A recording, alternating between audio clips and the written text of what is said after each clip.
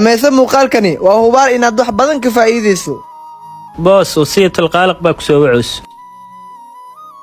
boos wasiyatul qaaliq maxaa laga wadaa? maxamed oo anna maxay ugu safgaraysatay macaan. boos maxaa magacyada ugu qoratay? hooyaday waa dardaarankii Ilaahay oo Alla baa igla dardaarmay. waxaa soo xasuusta aayadii ahayd ووصينا الإنسان بالوالديه مركزان أبارن مفلا حاسكيجنا وحكو قرتي ووصية رسول صلى الله عليه وسلم ودارك النبي صلى الله عليه وسلم وحالجيابا إن أنا وحناقصن أنت يسوعده كدبنا أنصح حسسته حديثكي استوصوا بالنساء خيرا ساثنا أنقع فيه وأن وحنا ناقصن وسميه ما فهمت الدماشي ها وافهم الدماشي نولشيد الله يكحفظه